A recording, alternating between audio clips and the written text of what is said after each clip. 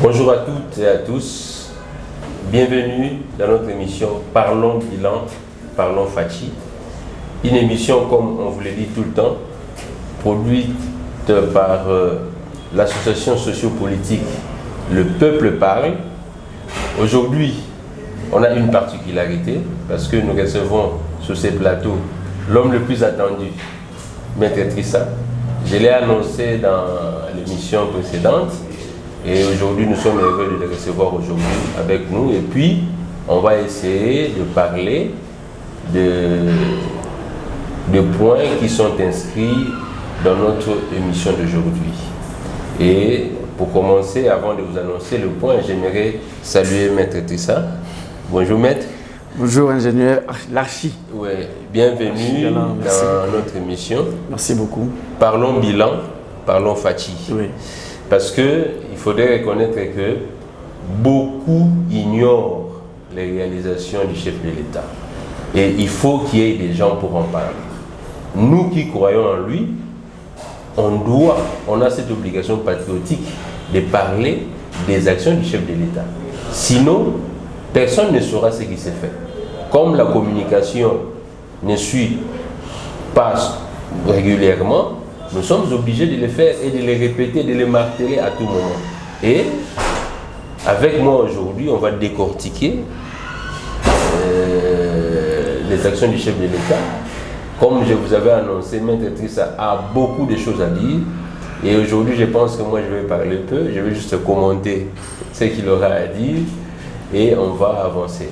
Alors, nous avons aujourd'hui 2 points essentiels à parler. Maître Trissa dans les jours passés, m'a envoyé un document qui m'avait intéressé. Je lui ai demandé de pouvoir développer ces points-là au cours d'une émission. Il va nous parler des résolutions ou des solutions difficiles que le chef de l'État a pu trouver à des problèmes qu'il avait en face de lui. Et c'est un point essentiel parce que c'est à partir de ce point-là que vous allez comprendre la grandeur d'esprit et d'action du chef de l'État. Là, c'est le premier point. Et puis, le deuxième point, nous allons également parler de la loi Tchani, la loi qui est en train aujourd'hui de faire couler beaucoup de salive. Et on va faire des analyses autour de ce sujet. Parce que vous devez comprendre la nature de cette émission. Ici, nous ne venons pas critiquer X ou Y. Ici, nous sommes en train de louer le prouesse du chef de l'État. Mais en louant le prouesse du chef de l'État, on ne fait pas les Djalelo, mais nous analysons également. Parce que s'il y a des choses qu'il faut améliorer, nous, en tant que moi je suis un entrepreneur, comme je vous ai toujours dit, expert également en construction, j'ai l'obligation de rappeler s'il y a des failles. Et en face de nous, on a un éminent juriste, je pense qu'il va se présenter lui-même qui il est. Et on va ensemble analyser l'actualité et à vous de juger la pertinence. Maître, je vous donne la parole. Merci Archie. Merci pour la parole. Moi, je suis très flatté. C'est un combat que nous avions débuté dès la prise du pouvoir du chef de l'État, depuis 2019. Nous qui avions cru à la personne du chef de l'État, son Excellence, Monsieur le Président de la République, Félix Antoine Tshisekedi Tshilombo, dont nous disons bonjour ou bon après-midi, Excellence. Mais présenter, ce n'est pas vraiment important. Parce que la modestie. La modestie. Vous savez ce que je suis. Nous voulons plus entrer à la matière pour que nous puissions commenter la politique, les actions du chef de l'État qui se font sur terrain. Alors, je ne sais pas si je peux déjà d'entrée de jeu. Bon, j'aimerais un peu. Bon, en fait, il est vrai que Maître ne veut pas se présenter, mais nos auditeurs doivent connaître. Okay. Doivent connaître. En fait, ici, ce n'est pas que vous êtes en train de faire une apologie de votre personne, non. Juste, on veut savoir, vous êtes maître. Oui, maître. Est-ce que vous êtes maître couturier? Est-ce que vous êtes maître en karaté? Oui, je comprends. Maître Trissa Salakiakou, avocat, près de la cour de Congo central. Et là, je suis expert en droit minier, en droit des affaires également, et en droit économique international. Je fais mes études en RDC, plus précisément à l'université William Booth de l'Armée du Salut. Et après, j'ai eu la chance d'aller continuer mes études en Chine, où je fais ma spécialité en droit économique international. Option droit fiscal et droit minier. Donc voilà ce que je suis, en partie. Voilà. Donc vous comprenez que c'est une émission où on reçoit des têtes pensantes et ensemble nous faisons des analyses. En fait, lorsqu'on vous dit ce qui sort de cette émission, chers amis, croyez-nous que nous disons des choses avec beaucoup de rationalité. Donc je laisse Maître d'introduire le premier point qui parle des points difficiles ou des solutions difficiles qu'a trouvé le chef de l'État lorsqu'il est arrivé aux affaires en 2019 en prenant les bâtons. Je crois que c'était le 24 janvier. 24 janvier, oui. Voilà. Maître, à vous. Vous savez, en 2019, quand le chef de l'État a pris les bâtons de commandement du pays, eh bien, c'était pas facile. Parce que la majorité parlementaire était entre les mains du FCC. Tout à fait. Et le FCC, c'était une machine bien organisée qui ne pouvait pas basculer du côté du chef de l'État. Alors aujourd'hui, je l'ai subdivisé en 10 points. Les 10 points difficiles résolus par le chef de l'État. Entre autres, comme je vous ai dit, le premier point, c'est le déboulonnement du FCC. Alors, si nous regardons la façon dont le chef de l'État a déboulonné le FCC, je me rappelle encore, lorsqu'il faisait ses voyages en Allemagne, il a fait un discours en disant « N'a qu'au déboulonner système eux aussi bachakala ». Les gens voulaient, hein. Yarobaka Libanda. Il ne parle qu'en dehors du pays. Ça fait une tollée. Je pense même les amis du FCC disaient que Azabi Loba Loba, voilà. et puis Lobara Libanda. Voilà. Alors, en développant le FCC, c'était plus sur le plan parlementaire, parce que le FCC avait les pouvoirs côté parlementaire, c'est-à-dire les deux chambres, le Sénat et l'Assemblée nationale. Alors, le deuxième point, c'est d'avoir la majorité parlementaire. Le chef a déboulonné le système FCC et il a récupéré la majorité parlementaire, entre autres au Sénat et à l'Assemblée nationale. Il faudrait mettre, je ne vous arrache pas la parole, il faudrait également aider le public à comprendre quel est le rôle du Parlement quand on parle de l'Assemblée nationale et du Sénat, le pouvoir qu'il a sur les mandats du chef de l'État. Parce qu'il faudrait reconnaître que sans le Parlement, le président de la République ne saura rien faire. Oui.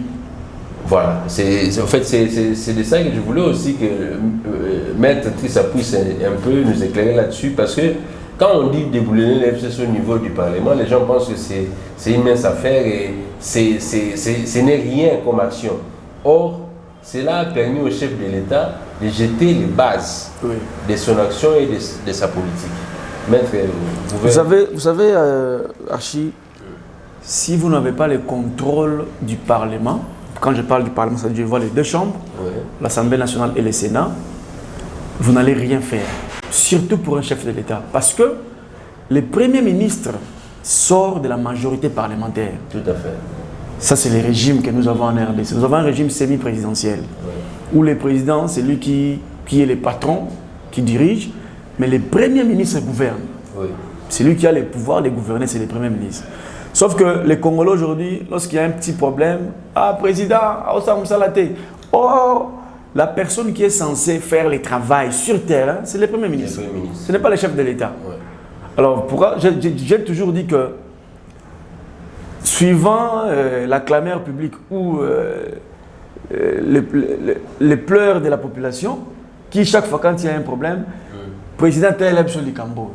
Je pense que les législateurs doivent revoir aussi ces régimes présidentiels, ces régimes semi-présidentiels. Nous pouvons passer même au régime présidentiel parce que tout le monde crie sur le chef de l'État. Ouais. Président de Salé Loroté, président Salé Loroté. Or, la personne qui est censée implémenter la vision du chef de l'État sur terrain, c'est le Premier ministre. Parce que c'est son travail. Donc, pour revenir au développement du côté du point 2, du 10 points difficiles du chef de l'État, il a récupéré la majorité parlementaire. Pourquoi il a récupéré cette majorité parlementaire? Ce n'était pas facile, parce que la vision du chef de l'État, pour que ça soit implémenté et que la population sente le changement, ça doit passer par les parlements. L'Assemblée nationale qui est la chambre basse et le Sénat qui est la chambre haute. Donc, le fait de ne pas avoir la majorité ne permettait pas au chef de l'État de travailler aisément et de concrétiser les actions sur terrain dans le cadre du social. Alors c'est ce qui a fait que pendant 2 ans, les chefs de l'État, même si quand ils donnaient les instructions au Conseil des ministres avec le Premier ministre Ilunga Kamba, rien ne se faisait. Parce que le Parlement bloquait. Tout à fait. Et aussi les ministres qui étaient, je crois que vous vous rappelez de l'affaire de Toula Kassenda. Ouais. Qui lorsque Yémé. Ils juraient toujours sur Yémé.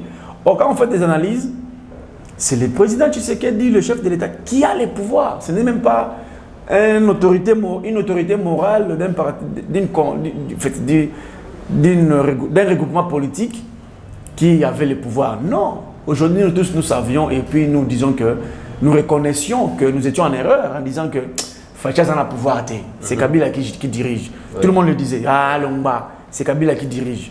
Et même les ministres qui étaient issus du FCC, ils faisaient la tête au chef de l'État. Tout à fait. On les voyait même dans les conseils des ministres. Quand on donne les instructions, l'application de telle loi, de ceci, de cela, tel ministre doit appliquer ceci. Et il ne le faisait pas. Ouais. On a vu le cas de Tounda Kassenda. Tout à fait. Il fallait libérer les prisonniers politiques.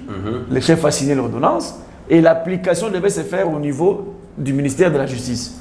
Tounda a bloqué. L'ordonnance a été mise dans les tiroirs. Tounda a bloqué. Pourquoi? Parce qu'il était du FCC et qu'il ne pouvait pas travailler par rapport à la vision du chef de l'État. Et même les premiers ministres, vous voyez encore la nomination si je me rappelle, des magistrats. Non, il y avait, je pense, la mise en place des magistrats et des généraux. Oui, et le chef de l'État devait faire une tactique parce que, qu'on se le dise, en faisant des analyses, le chef de l'État c'est un fin politicien, c'est un fin stratège. Ouais. Il a fait faire une mission de service du Premier ministre, Ilunga Kamba, qui devait se déplacer pour Léo Katanga.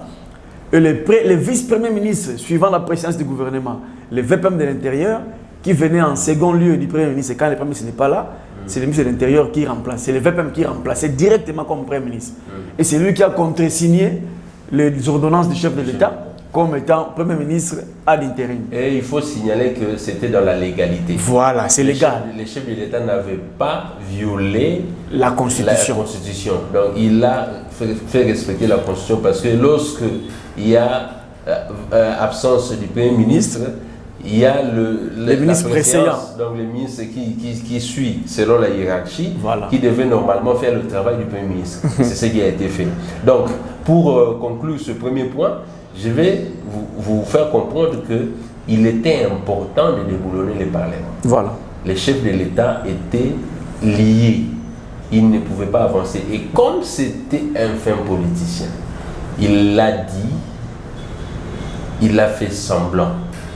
Comme si ces gens avaient un dessus sur lui.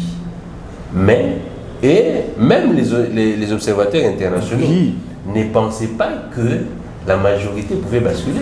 Je vous dis, parce que ça fait une tollée. Les gens disaient, mais non, ce n'est même pas l'argent. C'est la vision de l'homme. Voilà. Parce que je me rappelle quand il les a reçus encore au chapiteau, à l'OIA, le premier discours du chef de l'État, c'était « Nous devons aider ces pays. Nous devons changer les choses. Ouais. Nous devons marcher et travailler pour l'intérêt de la population. » Et ils ont suivi la vision du chef. Voilà pourquoi il a dit « Venez autour de moi, autour de l'union sacrée de la nation. Ouais. » Voilà pourquoi vous avez vu, le chef a pu déboulonner cette majorité Moi, je me dis c'était une majorité mécanique, hein, parce que tous giraient seulement à un seul chef, Dieu le Père, qui était Yémei. Aujourd'hui, nous voyons tous que, excusez-moi, je vais vous faire rire, je vis une image où nos amis du FCC ont fait une réunion sous les arbres. Je me dis, mais qu'est-ce qui se passe? Sous les arbres, les anciens dignitaires, les gens qui étaient forts, puissants en tout, hein. Ils étaient puissants en argent et tout, mais là, des réunions se font maintenant sous l'arbre, comme des partis politiques qui viennent de commencer nouvellement comme ça, donc c'est compliqué. Et le troisième point, parmi les 10 points difficiles que le chef d'État a pu résoudre, il y a le déboulonnement de la Mouka. Le chef avait une vision. Parce que au sein de la Mouka, il y avait des compatriotes qui accompagnaient le chef de l'État. Vous imaginez, vous vous rappelez encore en Suisse? Oui, l'histoire de Genval. Il y avait Matungulu qui était là avec nous. Il y avait le VPM, actuel VPM Bemba qui était avec nous. Oui. Il y avait Moïse Katumbi qui était avec nous. Alors, même le VPM VK, il était avec nous. Boussa Nyamouchi était avec nous. L'excellence Boussa Nyamouchi. Je vous salue là, vous êtes ainsi que l'excellence Bemba, je vous salue. Alors, aussitôt président de la République, le VPM VK était avec nous déjà, mais il y avait M. Matungulu qui était une frange hostile de la Mouka. Oui. Et le chef l'a récupéré, suivant la vision, parce qu'on devait avoir un représentant au sein de la BAD. Or, nous savons tous que M. Matungulu, l'excellence, il est très assidu, très fort en matière bancaire, dans ces domaines internationaux de banque et tout, de l'économie internationale. Ouais. Il a été carrément choisi. L'économie monétaire. Voilà, pour représenter la RDC au niveau de la BAD, comme directeur pays, comme troisième personnalité de l'Afrique centrale au niveau de la BAD. Donc, moi je me dis, c'était tout ça des stratégies du chef de l'État. Ouais. Et on a attiré Moïse Katumbi vers nous, à l'Union Sacrée. Et l'excellence Bemba qui est aussi avec nous, qui est avec nous d'ailleurs. Depuis la création de l'Union Sacrée, il est avec nous, il ne trahit jamais. Et la Mouka a été déstabilisée. Ouais. Donc, selon mes analyses, en tout cas, je trouve que même Mouzito est aussi proche de l'Union Sacrée. Ouais. Je pense que d'ici là, il va se prononcer pour intégrer l'Union Sacrée. En fait, pour compléter, maître, vous savez, lorsque on est en train de dire le déboulonnage de la Mouka, je pense que beaucoup vont rire en disant que la Mouka représente quoi? La Mouka représentait une force opposée au chef de l'État. Et c'était une force non négligeable. Cette force, si la Mouka continuait avec cet élan et cette solidarité, Félix Tshisekedi, qui est notre chef de l'État actuel, allait avoir du mal à pouvoir gouverner avec ce poids-là d'opposition. Effectivement. Et il fallait avoir de la tactique et de l'intelligence fine pour essayer de dissuader toutes ces personnes-là. Et on vous dit, moi je le répète, cela n'a pas été fait avec le coup d'argent, comme ça a toujours été le cas du FCC à l'époque. Non, le chef de l'État les a convaincus par son discours. Il leur a dit, c'est notre pays. Voilà. Le pays se meurt. Nous devons assurer l'avenir de ce pays, comme le dit même de notre hymne national. Mais si nous continuons à nous quereller, sans pour autant voir l'intérêt commun de la nation, ce pays va disparaître. Oui. Et c'est ce qui a fait même qu'on a eu des infiltrés partout. Effectivement. Et c'est par ces discours-là que le chef de l'État a pris à ses côtés les poids lourds de la Mouka, où aujourd'hui on voit la Mouka commence à faire la remise et reprise avec le professeur Calais, qui ne faisait pas partie du présidium de la Mouka. Voilà, il faut préciser. Voilà. Le prof Calais ne faisait pas partie du présidium de la Mouka. C'était un membre normal, voilà, effectif de la Mouka. Voilà, un cadre de la Mouka. Mais aujourd'hui, pour besoin de pouvoir éviter les clashs à Fayoulou, parce qu'on lui dira, voilà, vous approchez à la présidence de la Mouka. Non, mais il a confisqué la présidence de la Mouka. Voilà, il s'est fabriqué un partenaire pour faire la remise des reprises. Non, c'est sérieux. C'est Moussito qui devait prendre la relève. Voilà. Et quand vous regardez l'action de Fayulu, vous comprenez que la Mouka, c'est une coquille vide. Une coquille vide, ça ne représente rien absolument. Ouais, une coquille vide, il n'y a plus rien dedans. Il n'y a plus rien dedans. Et aujourd'hui, on peut dire, grâce au chef de l'État, la RDC n'a plus d'opposition. Oui. L'opposition n'existe plus. Ne suivez pas les gens qui crient sur les toits là. Ce sont des gens qui sont en train de chercher du pain. Du pain. Il n'y a pas d'opposition. Quand je vois encore, permettez-moi, quand je vois encore le vieux Lissanga Bonganga, hein, vous voyez du théâtre qu'il fait là. Il porte la croix. Mais on est où là? Soyons sérieux. Soyons sérieux. Okay, maître, et le quatrième point, c'est le chef a déstabilisé Kagame. Voilà. Là, je dois le confirmer et l'affirmer. Parce que pendant les 18 ans de Kabila, oui, pendant les 18 ans du FCC au pouvoir, ouais, je n'ai jamais vu un membre du FCC ou le président Kabila lui-même dire tout haut que la RDC est agressée par les Rwandais. Et c'est Kagame. Ils n'ont jamais dit ça. ouais. Ils n'ont jamais dit ça. Et puis il faut aussi ajouter que, à part le fait de déclarer tout haut, personne ne pouvait ouvrir sa bouche, même dans les coulisses, pour dire que le malheur que nous subissons aujourd'hui à l'est du pays, c'est le Rwanda. Kagame contribue à 110%. Je ne parle pas de 100%, à 110%. Voilà. Et le chef a pu, la raison même de ces déplacements, ces voyages, où les gens l'ont interprété mal en disant et aujourd'hui les gens comprennent que l'argent du pays a été utilisé en bon escient pour que aujourd'hui même je peux ajouter un autre point qui a été difficile, c'est le retour du pays dans les concerts des nations, voilà, où nous avons récupéré plusieurs fonctions ou plusieurs postes au sein des organismes internationaux. Voilà. Entre autres, l'EAC, la SADC, les Nations Unies, l'UNICEF, partout, BAD, là où il y a notre médecin qui est maintenant au niveau des Nations Unies, au niveau de l'Union africaine, oui, qui est le numéro 1 du Centre africain de recherche de trucs de maladies infectieuses. C'est ça, c'est le lobbying du chef de l'État. C'est dit à ces voyages qu'il a effectués. Et il faudrait ajouter que ces postes-là étaient occupés par les Rwandais au nom de la République démocratique du Congo. Il faut les signaler. Parce que la RDC était absente dans les concerts des nations. Il a fallu l'avènement du chef de l'État. Parce que, rappelez-vous, lorsque le président Kabila partait, nous étions en conflit avec l'Union européenne, oui, où on avait chassé l'ambassadeur de l'Union européenne. Et lorsque le chef de l'État a pris les fonctions, parmi les premières décisions, il a rappelé l'ambassadeur de l'Union européenne. Oui. Et beaucoup de gens pensaient que c'était une blague. Oui. Or, le pays ne peut pas se développer tout en étant cloisonné. Il faut des relations bilatérales, multilatérales, pour essayer de faire avancer les choses. Et les gens criaient sur le toit, voilà, notamment la Pamba, 105 000 voyages, voilà. Mais aujourd'hui, nous en sommes où? Quel est le résultat aujourd'hui? Qui va ignorer aujourd'hui que Kagame est devenu bavard? Trop bavard. Une personne qui ne parlait pas pendant 21 ans, aujourd'hui, il ne faisait qu'envoyer ses... Le plus loquace. Voilà. Le président loquace de l'Afrique centrale, c'est lui.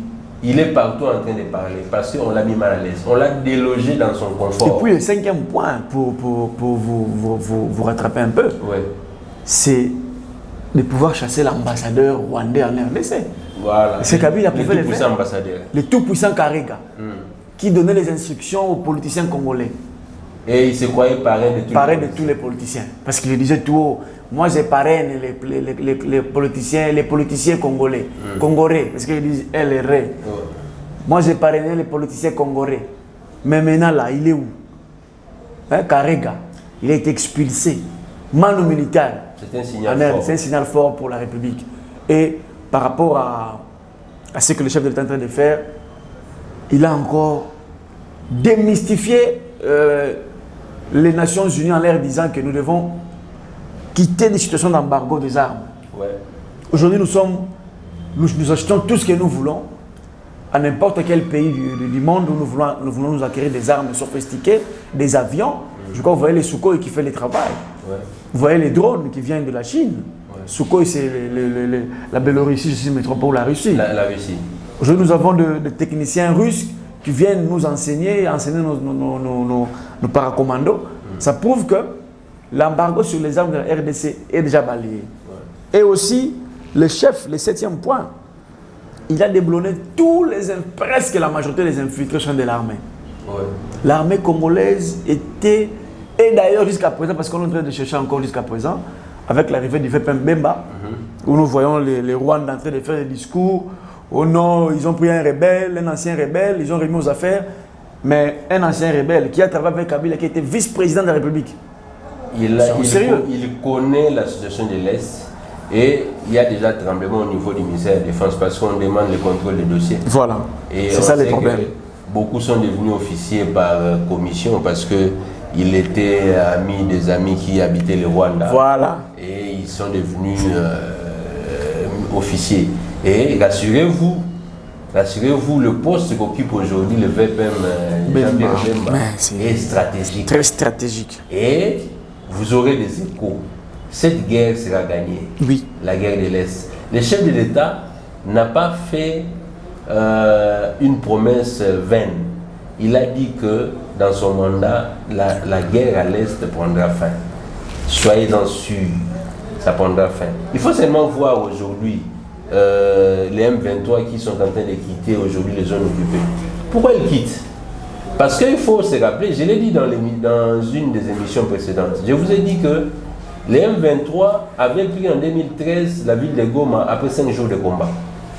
Aujourd'hui, nous sommes maintenant à plus de 300 jours, ils n'ont pas su prendre la ville de Goma.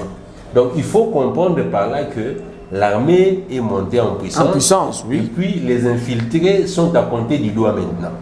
Et on va finir par tous les déboulonner. Oui.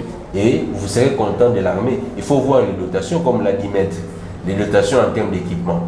Là, c'est un point essentiel pour jauger la force d'une armée. Effectivement. Et rassurez-vous que même si on n'arrivait pas à finir cette guerre en 2023, mais avant la fin du deuxième mandat des chefs de l'État, oui, le pays sera un et indivisible, ça ne sera pas balkanisé comme les opposants font l'apologie.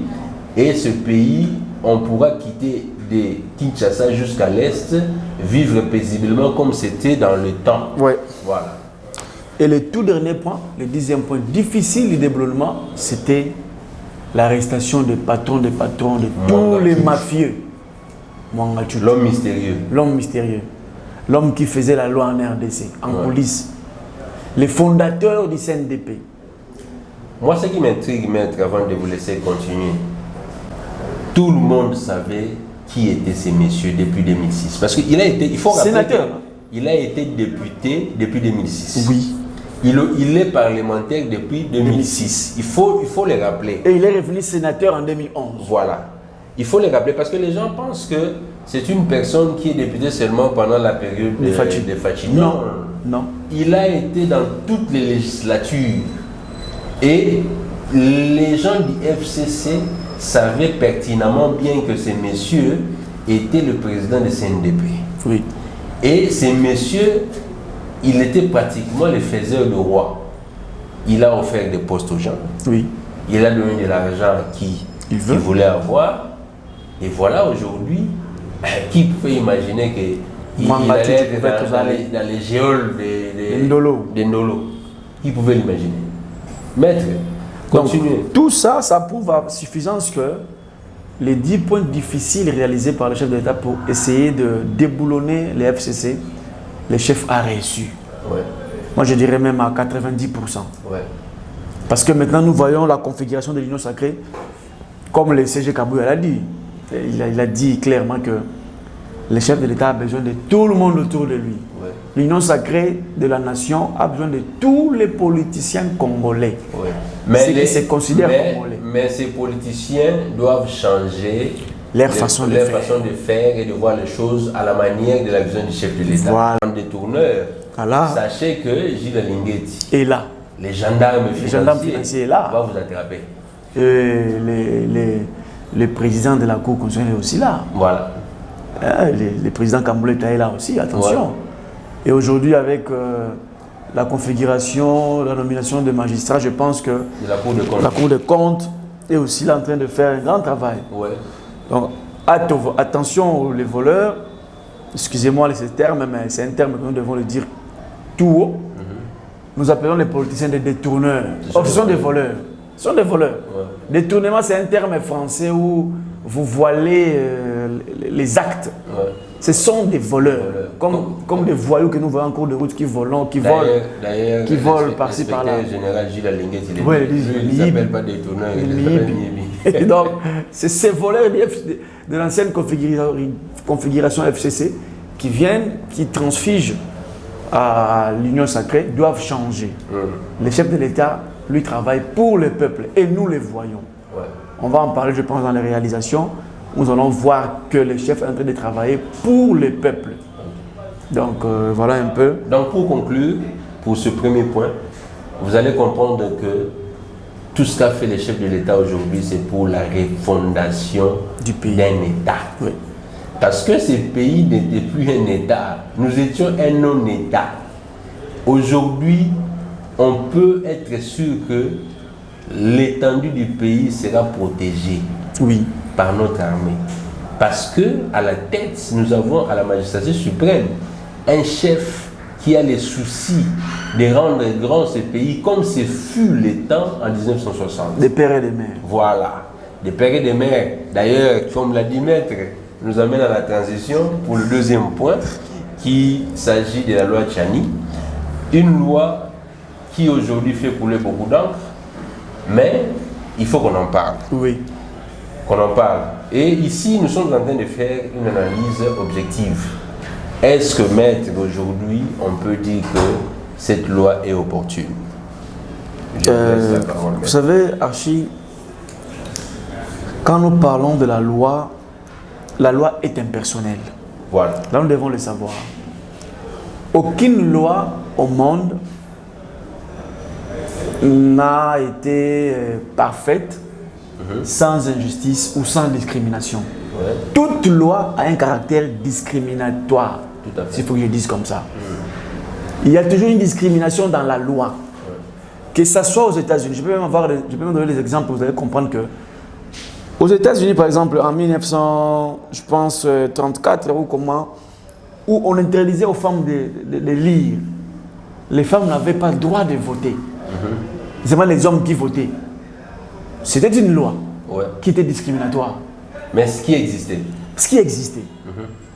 Alors aujourd'hui, quand on parle de la loi Tchani, moi je me dis que cette loi, elle est opportune.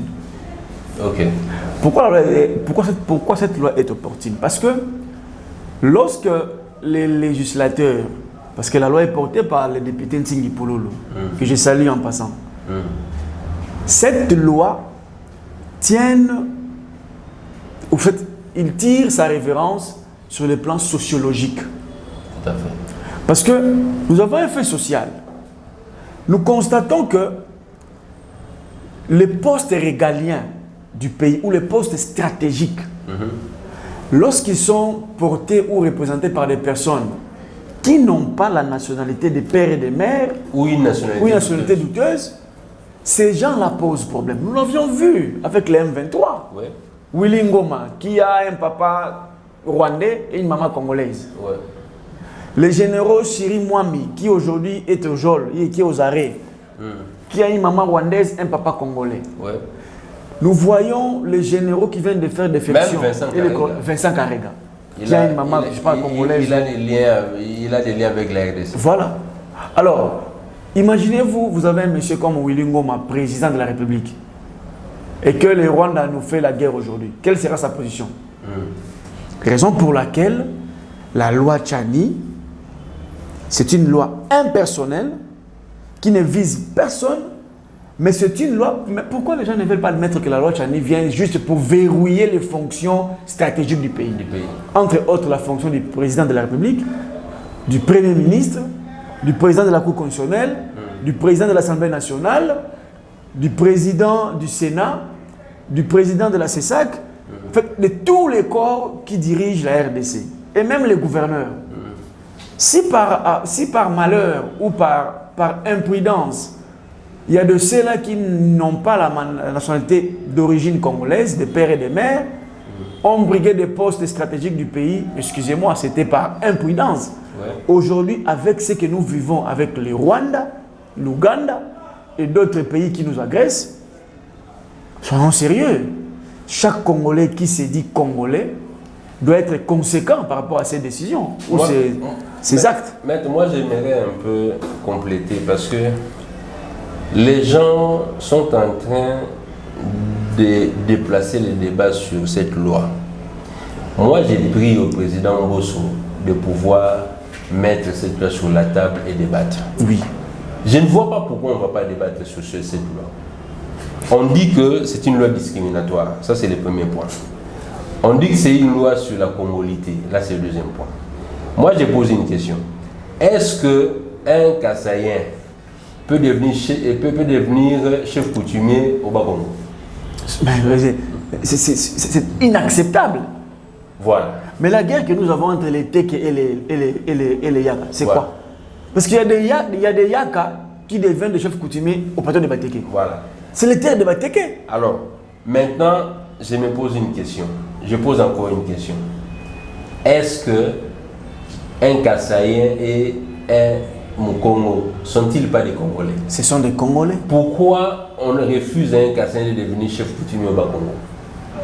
Donc, cela veut dire que c'est une loi coutumière, hein, qui ancestrale d'ailleurs. Oui, ancestrale. Donc, cela veut dire que les fonctions stratégiques ne peuvent pas revenir à des personnes à qui on doute de leur loyauté et de leur appartenance ethnique ou régionale. Voilà. Ici, pour nous, on considère que les fonctions doivent avoir des restrictions. Ce n'est pas n'importe qui, même aux États-Unis. Si vous n'êtes pas né sur le sol congolais, le sol américain. Oui, c'est le sol américain. Vous ne briguez pas la présidence. Jamais. Mais pourquoi ici, chez nous, on nous interdit de dire qu'il faut être des pères et des mères? Non, chez nous, ici, Archie, c'est quoi? Il faut affaiblir la nation congolaise. Pourquoi? Parce que le pays est tellement riche, voilà, et que si nous sommes forts, si nous avons un président fort, si nous avons des gens forts dans les institutions, ils ne pourront pas nous percer, venir nous manipuler, venir nous agresser. Tout à fait. Vous voyez comment la nomination du VPM Bemba a fait la tollée? Oui. Le Rwanda a répliqué. A réagi. Le Rwanda a réagi. Et Kagame a dit, vous imaginez un peu. Il est inquiet parce qu'on a nommé le VPM Bemba à ce poste-là. Mais soyons sérieux. Alors, en pratique, moi je dirais que ce projet de loi Tchani est opportun. Pourquoi? Parce qu'actuellement, les pays traversent une situation très compliquée, très complexe.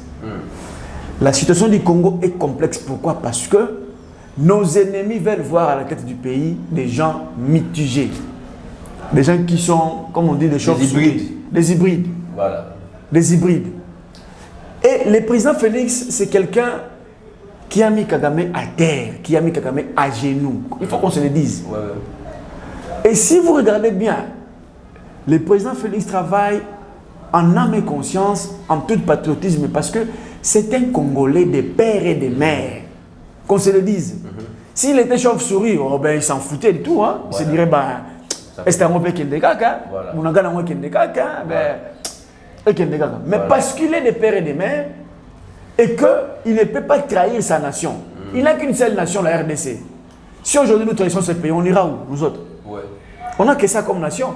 Pas comme les autres qui ont encore, je ne sais pas moi, la Zambie ou 3-4 nationalités, 5. Ils ont la Grèce, ils ont l'Italie, ils ont ceci. Non. Nous n'avons que la RDC. Notre seule et chère patrie, c'est le Congo. Nous devons le défendre jusqu'à ce que nous puissions, comme le chef l'a dit, s'il faut que je meure pour ce pays, je mourrai. Et nous voyons comment est-ce qu'il est menacé de partout. Mais Macron a Yamabé. Sarkozy a Yamabe, Hollande a Yamabe, Mais il ne lâche pas le ministre des Affaires étrangères britanniques a Yamabe. Les pressions par-ci par-là, libérer Mamakitou. Mais il ne lâche pas. Il ne lâche pas. Et j'aimerais aussi compléter, maître, pour cette loi. Chers opposants, s'il vous plaît, ne déplaçons pas les débats. Ici, la loi Tchani, ce n'est pas une loi sur la congolité. Là, vous êtes en train de tromper la population. On ne dit pas que nos frères métis ne sont pas congolais. Botikoko Sabato. Voilà. Ici, nous sommes en train de parler des fonctions régaliennes. La présidence de la République, le président du Sénat, le président de l'Assemblée nationale, les chefs d'état-major, les procureurs et consorts. Ce sont des fonctions qui nécessitent de personnes à qui on a confiance, à qui on ne peut pas douter un seul instant qui peut aller trahir sa nation parce qu'il n'a que ça comme nation. Et nos amis, nos frères qui ont 2 ou 3 nationalités, ce sont nos frères congolais, mais qui ne peuvent pas, avec cette loi, briguer les fonctions régaliennes. Ils sont congolais. Congolais en disant que cette loi est discriminatoire, on va enlever la nationalité à certains.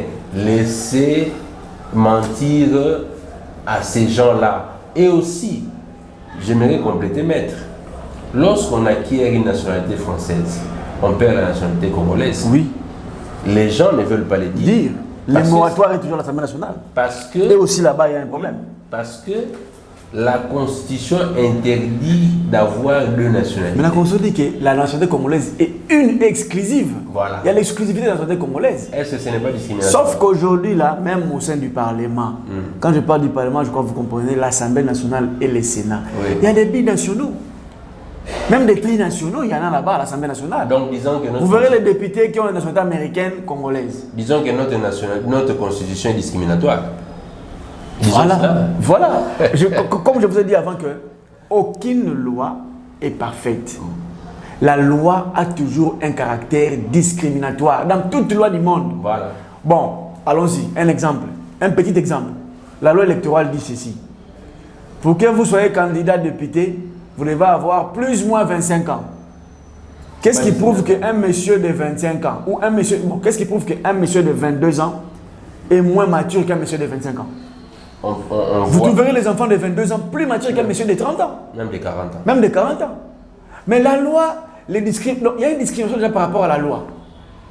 On dit que c'est seulement 25 ans pour être député national. Il faut être âgé de 25 ans ou plus. Et donc, c'est qu'on peut aussi soulever ces Congolais qui ont moins de 25 ans. Voilà. De venir réclamer. Et ils sont nombreux, hein. Ils sont nombreux.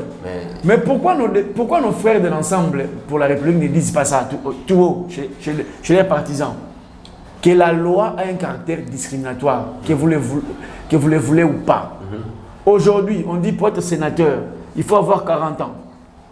Et ceux qui ont 39 ans, ceux qui ont 37 ans, ne sont pas plus... Voilà. Il y a toujours la discrimination. Alors moi, je dirais, je vais me recommander au président Mbosso, s'il va nous suivre, si la loi Tchani passait à l'Assemblée nationale, dès que ça passe, avant que les présidents ne promulguent par ordonnance au journal officiel, que cette loi soit soumise au référendum. Ouais. Que ça passe au référendum, que les Congolais votent, oui ou non. Ouais. Comme ça, on saura qui détient la vraie force au sein de la population. Okay. Voilà un peu ce que nous pouvons dire. Donc, chers téléspectateurs, vous voyez que le débat a été houleux et je salue la pertinence de Maître Trissa, et une personne à qui on a vraiment sollicité sa présence, mais aujourd'hui il a répondu présent. Je pense que ça ne sera pas la dernière fois. Oui. Il y a beaucoup à dire. Il y a beaucoup de sujets d'actualité sur lesquels nous pouvons plancher. Mais comme c'est la télé, le temps est limité, on ne saura pas aller au-delà du temps imparti. Je pense que pour aujourd'hui, on va s'arrêter là. On remercie Maître Trissa d'être passé. Merci. Et nous vous remercions également d'avoir passé votre temps devant la télé en train de nous suivre.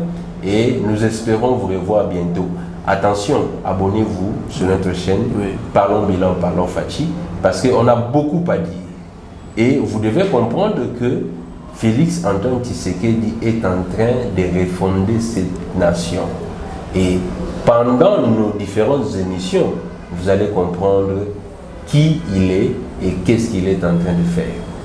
Nous vous disons au revoir au prochain numéro.